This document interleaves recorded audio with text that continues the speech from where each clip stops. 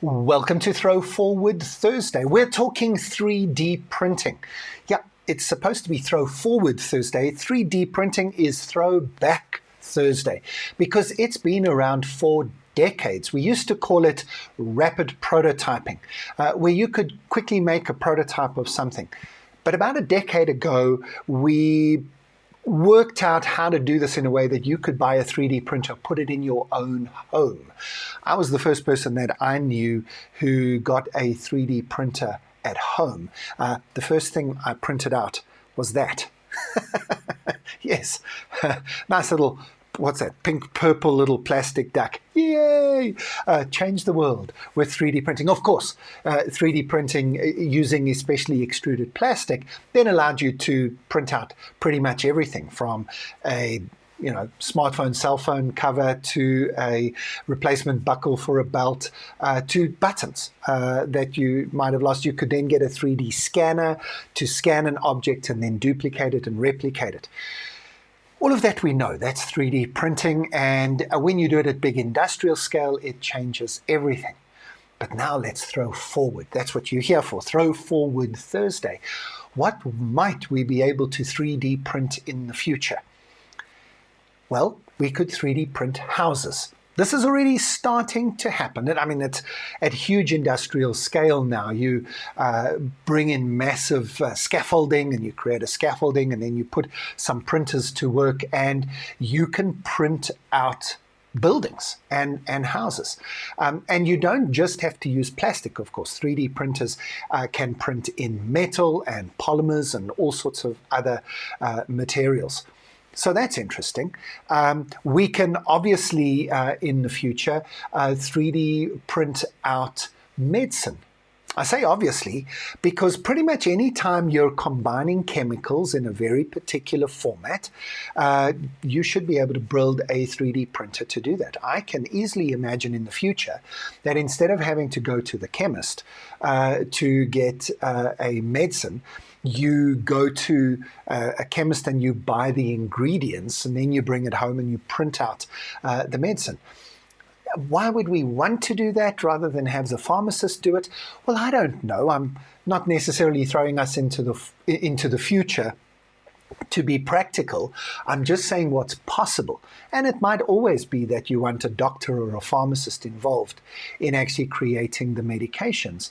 But maybe it's better for us to print out our own medications rather than buying them in a pill box in the future.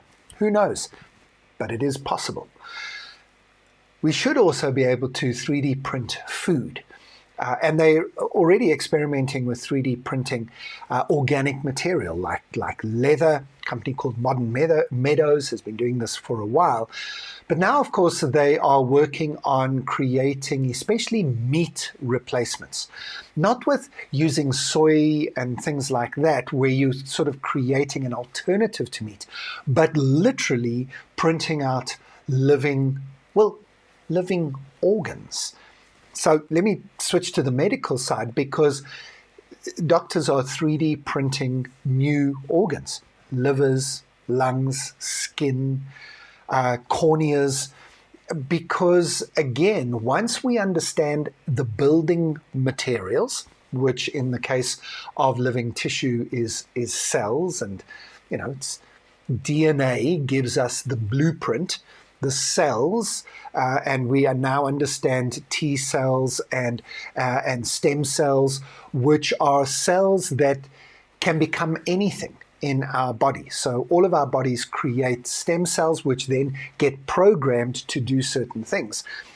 Because we've done DNA research, because we know about the genetic code, we can now program these things. And so you can program something to become a liver. You can program something to become a nice fillet steak. And those people who are vegetarians for the sake of the planet, so it's not vegetarian for religious reasons or even necessarily for personal health reasons, but they are vegetarians because they don't want to support the industries that grow cows and sheep and pigs and so on. Well, that's perfect, isn't it? Because you can create meat, proper meat, without needing the farm and the live animal in the process. 3D printing. It's more than plastic ducks. It's everything from houses to new components for cars and machines and electronics, to food and biological material and replacement parts for your body. 3D printing. A throwback and a throw forward this Thursday. Don't forget, if you're watching this on YouTube, hit the subscribe button to my channel so that you get notified every time we put a new Throw Forward Thursday up, or just come back next Thursday. We do this every week. If you're listening on my podcast, that's Graeme Codrington's Future of Work podcast. If you haven't subscribed to that yet, please do that and rate us on your favorite podcast platform as well. I'll see you next week for another visit to the future.